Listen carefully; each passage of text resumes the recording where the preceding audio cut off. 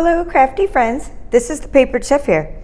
In today's tutorial, I'm going to show you how to cut out stamped images using your brother's ScanNCut, and then I'm going to show you how to color those stamped images using Stampin' Blend's alcohol markers.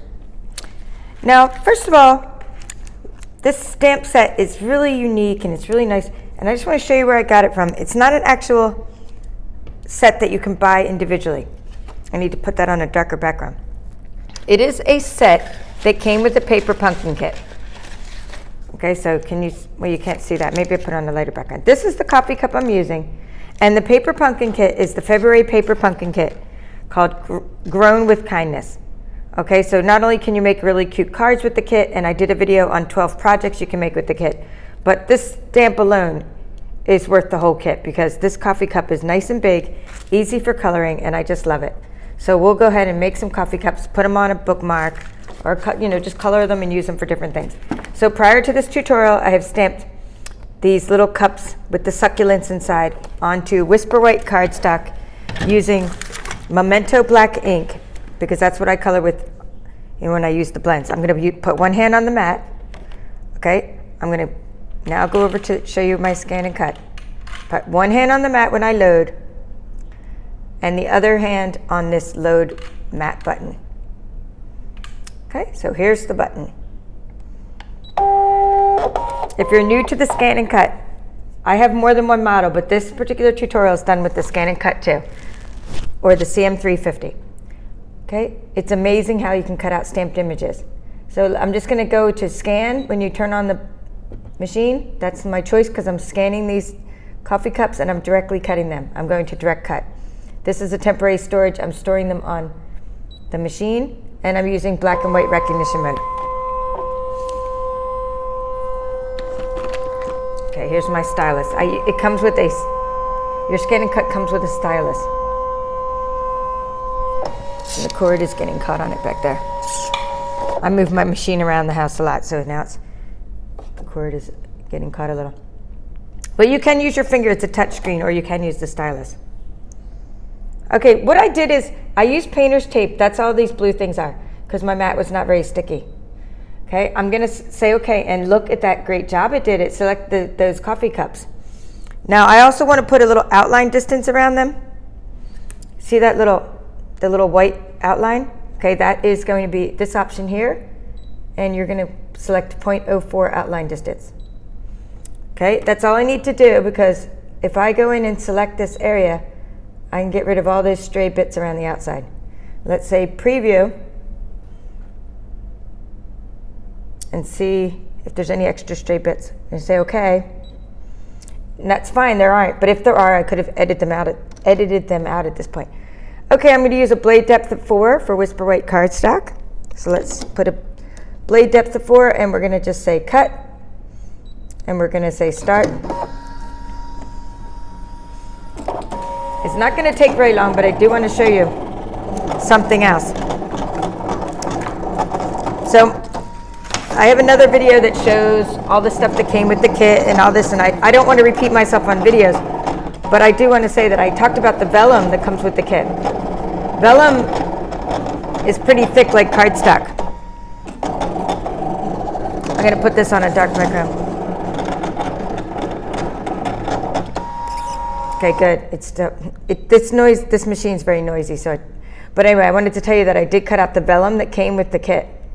Okay, and I just had to use, for those of you that are Paper Pumpkin subscribers and have this kit, the vellum is like thick cardstock, so I used a blade depth of 5. Other than that, I didn't do anything different to cut out the vellum. So I'm just cutting out paper because that's mostly what you have, and you can just apply this entire tutorial to the stamps you already have. Let's say okay. Let's unload the mat. Say okay, and that's it. Now we're done with the Brother ScanNCut for now. I'm just going to show you the coloring part. So going back, this was the tape I told you about. I used the painter's tape. Okay, just to hold my mat. It's not very sticky. Now I peel the mat back a little bit, pop these right off, or you could use, if you do have a really sticky mat, then you're going to have to use the little spatula that came with it to get these off the mat. But I mean, they pop right off. Okay. And I usually do about 20 at once. Now let's tilt my camera down. So this is what we have, but I can't color them right on the table like this, right? No way, never color like that. I'm gonna use this matte. This is just a little, baker's liner thing you get from the Dollar Tree. So let's put that on my table to protect it. Now I usually sit down and I color while I'm watching TV and things. And in fact, I love coloring. It's so much fun, and that's why I want to share this with you, because it's not only fun, but you get great results with our Stampin' blends. So let's pull out some colors. Now when you get a kit, put these over here. You know that you have coordinating colors. Okay, so let's see. This is seafoam. This is dark seafoam. We'll put light seafoam. So I'm going to put the seafoams together, and I'm going to put the mint macarons, light and dark. And then you have a thick and a thin end. So you have the thick. We'll put the thick ends on top. So you see you have the thick end of each alcohol marker, and then you have a thin end. Okay, and I hardly ever use the thin end. That's just for fine detail work. All right, so let's use all 4 of those colors for a couple of these. So we always start out with our darkest first, and thanks to my friend Sally, who taught me all this about using alcohol markers in the first place, because I was really afraid of these. And she's like, there's nothing to be afraid of. Just start on the outsides with the dark, and then work your way in with the lighter colors, and then go back over them and blend them. That's the point, is blending them. That's what gives it the really nice look. And of course, these aren't even going to show you anything until they dry. So even it's going to maybe look kind of cool when I do it, but then if you let them dry, I'll put the pictures on my blog of what the finished ones, and then you can see, oh, okay, I get it. Now they're dry. Okay, now I'm going to take the dark seafoam and go next. I'm just going to kind of go kind of over the ones. So I think that's the next color in gradation. Okay, and then a little bit over there. So we took the dark, and we took, or was that the light? It doesn't really matter, because at this point you're just going dark to light. So you're just going darker to lighter. That's unless you want the tips to be lighter. I mean, in that case you do the opposite. But I like my tips to be a little darker because I think it looks cool. But then again, I'm not into plants, so I'm not really even into plants so much. I just like nature. And so you really have to look at how you think. Now I'm just going over it with the light mint macaron. And that's it. That's how easy. And look, it looks like, now you can go over the dark and light parts together. And I'm not an artist, so they're going to be like cringing if you're an actual artist. You're like, oh my God. But you know what? I do what most people do, which is like, I'm a hobby crafter. So it's like, okay, that's the kind of thing you might want to do, because not everybody can be an artist, right? All right, so now I'm going to try the same thing with this other colors that also I think they coordinated pretty well. And this is, dark Blackberry Bliss and light Blackberry Bliss. Then we'll do the cup. So I take the dark, and we're just going to do the tips. And I'm not going to do them all because I'm going to do some in gray, and I'll show you why. Let's leave, it's called gray granite. Because I was like, I don't have any fresh fig of this color, of these blends, because they didn't, Stampin' Up! Hasn't made them yet, or I don't even know if they are going to make them. So I tried this Blackberry Bliss, but I wanted another. So what I did is I took these blends, which are smoky slate, and I was able to sort of make a color that looked like fresh fig by blending them together.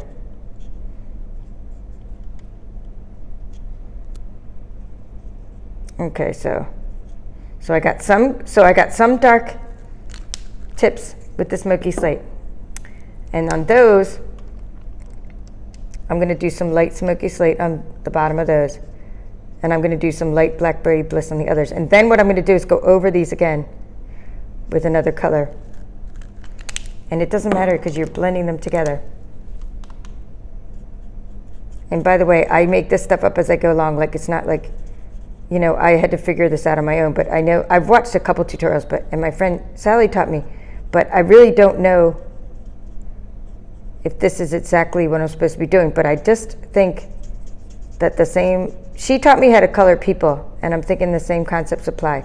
And also to remember where the light is coming from on your objects, so that you can make those areas lighter.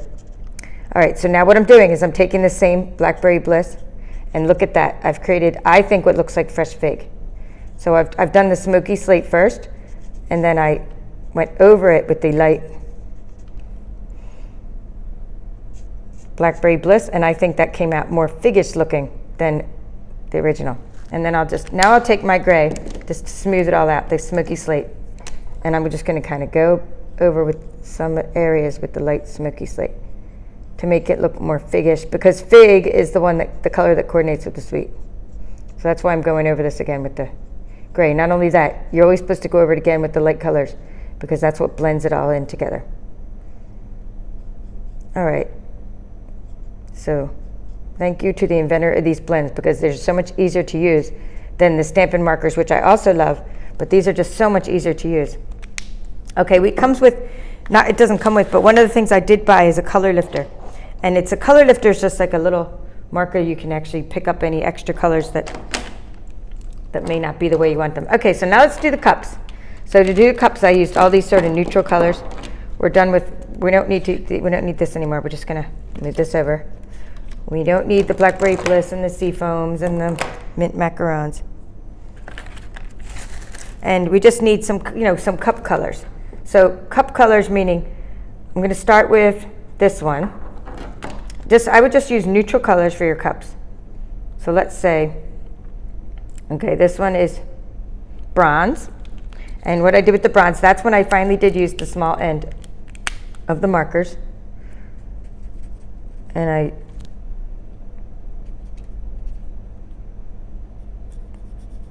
I just went around the cup.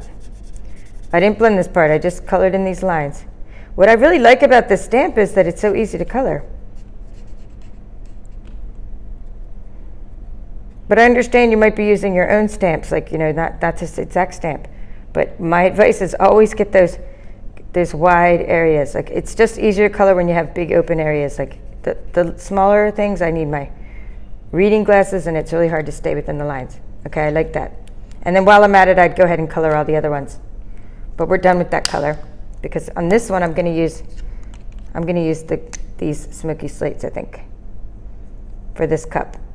So I'm doing the dark part of the cup.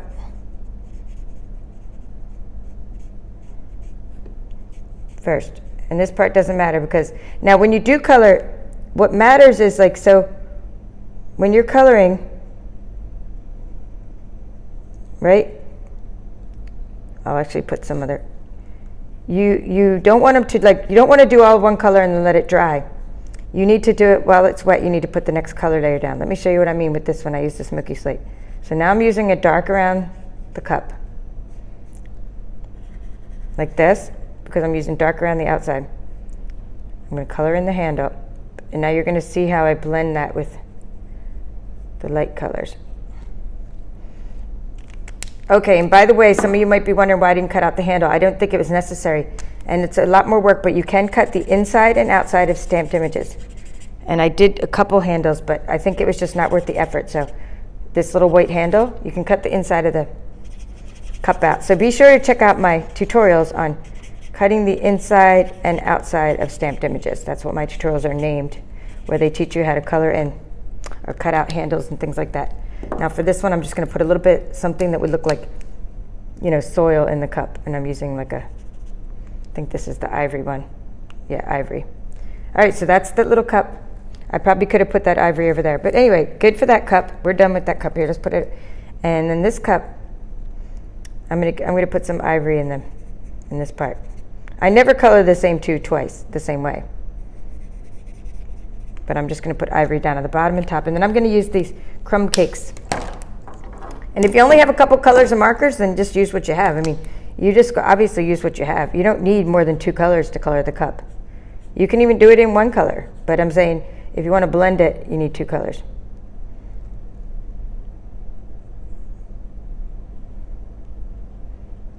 I don't even have the whole collection of blends, but I'm working on it. So every time I make an order, I pop a couple in my cart so that I eventually will get them all, because they bring me such great joy. That was a little too wide around the outside, but it doesn't matter. I know the artists out there are cringing. Oh my gosh, what is she doing? But I'm doing my thing. We always do our thing, and you should do your thing too, because we are crafters. See how I'm just going over that again? I'm going over the light and dark, and it just blends so nicely. Okay, and then I just go over the little bit. Okay, so I'm happy with my 2 cups. I'm happy with my colors. I like how this kind of looks figgy. I'll zoom on in, and then I'll show you just my projects that I showed in the last video. Not all of those, but I just want to show a couple with the succulents, the ones that have succulents. So I made this little box out of my kit, and then I put the little "You Are Wonderful" inside the box. Okay, and then I created this mini pizza box, which I showed in the video where I showed at least 10 projects you can create. And then there's the little inside of that pizza box, and I put these on the little wobbles. Okay, and this is what I'll show you right now, is because we can make this with the ones we just did. This is a bookmark. Okay, and I did a lot more with the kit. So let me show you just how to make this. That way we can do something with the colored images we just created. Okay, so I'll just show you the bookmark part of that. So to make that, you just use so I have the names of these, the detailed trio punch, and you use your scalloped tag topper punch, and you just use little strips of the paper that came from the kit. Okay, and I'm not sure if I have any of those cut right now, but that's okay. So that's what I'm just showing you. So what you would do is you would take those, and then you would lay out your little coffee cups onto this.